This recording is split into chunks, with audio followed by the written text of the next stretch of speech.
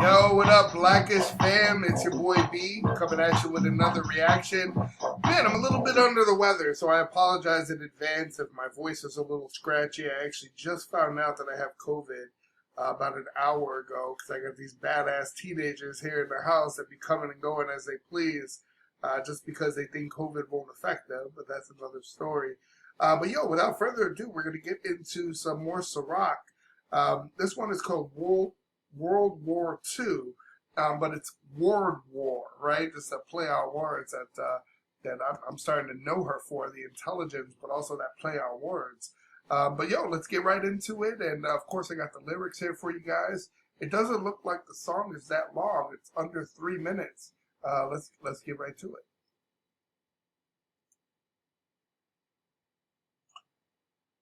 She got her little cigarette. Oh, it's old school. I didn't even recognize it at first. That's for those that don't know, that's a cassette tape. That's old school, right? That's how we used to roll back in the 80s, 90s. Put it in your boombox, bro. All right, Sa-Roc.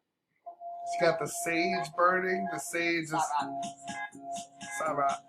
Sage is supposed to cleanse the air, right?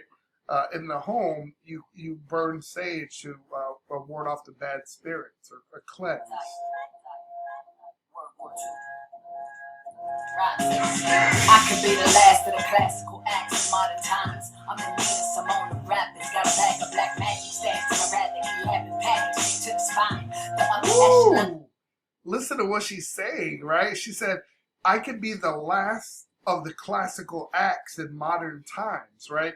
When you think of she could be playing on the class, right? She's so a classy woman. She's not out here naked showing her ass. But a classical act, obviously to play on words with music, right? And she said, I'm Nina Simone of rappers. Nina Simone was known to be the best at her game, but she also dabbled in a variety of different music. Great artists, even Lauryn Hill referenced her once when she was singing, rapping. She said, when you be on your own, I be Nina Simone and defecate on your microphone. How many mics do we rip on the daily? Many monies, many, right? How many mics? Too many MCs, not enough mics. Exit your show like I exit the turnpike. That's in dynamite like Dolomite. No Dick Van Dyke. Starlight to star bright, the freaks come out at night. Like my man YC. I wear my sunglasses at night, right? Oh, Fuji's the score. Check it out. But yo, she said, I'm the Nina Simone of rappers. I got a bag of black magic stashed in a rather elaborate package taped to the spine. Elaborate just means you could elaborate. That means something different. Elaborate means like very detailed, right? A very detailed. If it's a rather elaborate package. Maybe she taped it up and then she taped it the other way, then tied it, right? I like what she's saying. Look what's up next. She says the upper echelon of humankind. That means like top tier, right? Bring that back a few seconds. Last of the classical acts of modern times. I'm the meanest among the rappers. Got a bag of black magic stashed in a rat that you haven't packaged to the spine. The upper echelon of humankind. You and I ain't in the same vicinity, so you'll never be suited for my secluded climb. Woo! She said, yo, we're not on there's levels to this, and you're not at my level, right? I'm the upper echelon of humankind. I'm one of the best to ever do it, right? I'm one of the best to do this stuff. You and I, we're not in the same vicinity. We're not in the same place. You'll never be suited for my secluded climb. If you're secluded, you're by yourself, right? Ooh. This Guggenheim shit in your heart to crash. That Guggenheim shit. Yo, the Guggenheim is basically, it's a museum. I forget the guy's first name, but it's the Guggenheim Museum. And it's like modern contemporary art, right? High-end art. And she's saying, yo, this is stuff that's for a museum. This is master class work, and y'all just arts and crafts, right? I'm over here, this is a beautiful painting, and you got watercolors over here, bro. So much building got him calling. Oh, wait, I'm missing some. rather he have it packaged to the spine. The upper echelon of humankind. You and I get in the same vicinity, so you'll never be safe from my secluded climb. This Guggenheim shit in your awful craze. Most of your peers won't come close to the whiz. The truth be told, none of these lively cats ever had the heart to last. So much building got them caught. Yo, most of your peers won't come close to the whiz. I wonder if that's a play with the Wizard of Oz, right? She drops the whiz, and she said, truth be told, none of these lion cats ever had the heart, right? In the Wizard of Oz, I forget all their roles, but isn't there a cat?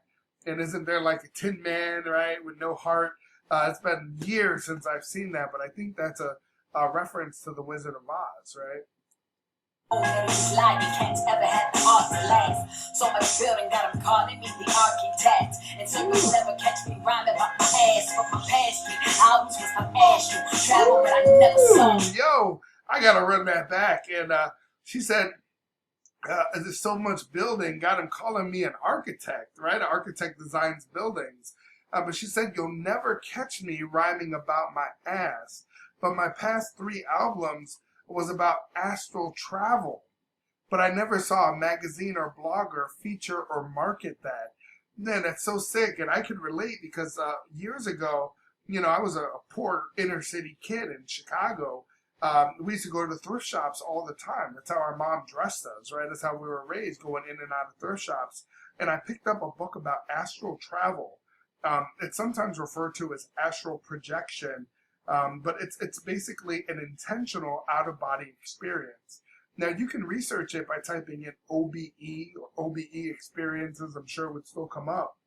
But it's basically, it assumes there's an existence of a subtle body called an astral body. And through consciousness, it can function separately from the physical body and travel throughout what's called an astral plane. So there's people that train their body, and when they do these chants or they go into, they meditate, they swear that they can rise above their body and look down at their body. And once they knew how to control it, they can fly out their window and go visit a friend. And not physically visit them, but they can look through the window, come back and tell us exactly what's going on, right?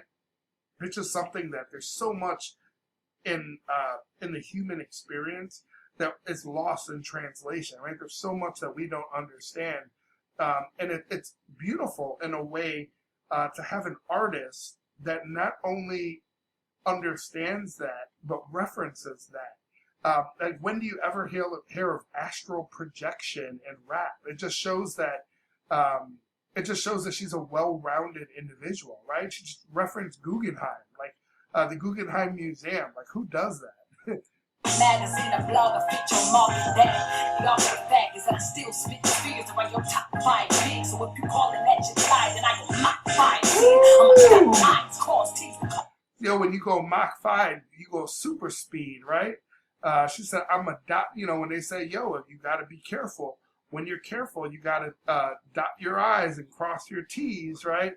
And she just, the play on words. So if you call it that you're tired, then I go Mach 5. I'm a dot 9's cause T's because easy.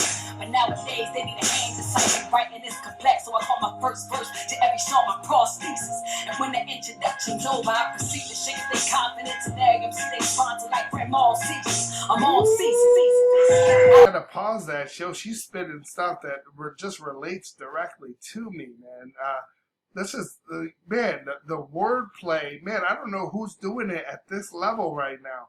Listen to what she said. She said, but nowadays, people need a hand deciphering this complex, right, my rhyme scheme. And because they need a hand, so I call my first verse to every song my prosthesis. Right? She's talking about a prosthetic hand. Because everyone needs a hand deciphering the lyrics. Ooh, that's just so intelligent that it's just, man, it's sick with it. It's like I never realized how much I said sick with it until I started listening to Sa-Roc and WWII, right? It's just like, yo, it's sick. It's just, a lot of people are just not catching that, and it makes me feel like I'm part of an elite class. that are listening to an elite artist, right? It's just, it makes you feel, I don't know, some type of way about this music. It's different, right? But listen to what she's saying. She said, and when the introduction's over, I proceed to shake up their confidence in every MC they sponsored, like grand mal seizures. I know something like that, and most people would refer to it as an epileptic seizure. But when you say grand mal seizure, that's the most common type. That's probably what you know, right? There's a loss of consciousness and you're shaking. When I was a kid, the story was I ran into a wall. I was running full speed and ran head on into a wall. And when I was like 5 or 6 years old, I remember reaching under the couch. I remember it clear as day. I was reaching for a micro machine. Those little mini cars that lived in little miniature cities. It was like the Polly Pocket equivalent, right, for boys, right? And as soon as I grabbed that car, I just remember like shaking my head, and I woke up days later in a hospital, and I had an epileptic seizure. And I had one more in my life when I was, I think before kindergarten. I was with my grandparents, and it must have been the craziest thing in the world. I just lost consciousness. I was having a seizure, and you have to put, at that time, they would put a spoon or your fingers in, you chomp down, biting them, and you don't realize what's going on. Never happened again, right? Before kindergarten. And it just, so I always tell people, I used to be afraid of playing Nintendo games because there was a higher risk if you were epileptic or you had a history of epileptic seizures. But it's sick what she's saying. She said, I shake up the confidence in every MC that you ever sponsored, like seizures. Ooh, sick. What did I miss? What did I miss? Run that back. I don't even got my thinking cap on. Writing is complex, so I call my first verse to every song my prosthesis. And when the introduction's over, I proceed to shake their confidence in every MC they sponsor like grandma seizures. I'm all seasons. I don't give a goddamn about a pop band, putting me inside the top 10. I do not plan to drop band, punch red. I got hit a hot band, your senses with some sentences that understand that the South by show dance with a straight face at a turn. Listen what she said. She said, yo, I do not plan to drop it like it's hot, bend over so you can see my ass, twerk, spread them open, spread eagle. I'm not here for all that. I'm here to offend your senses with some senseless sentences. Ooh, that's just nasty with it, bro. The way she brought that verse, too. Run that back. I don't give a goddamn about a pop fan putting me inside the top. And she also said, yo, I don't care about no pop fan who's not even a fan of this level of music, right? Putting me in their top 10, right? I don't do this for that. I do not plan to drop band, punch red. I got hit a hot band, your senses with some sentences that understand that the South by show dance with a straight face at a turn. And when I'm done, I throw a deuce up in the atmosphere.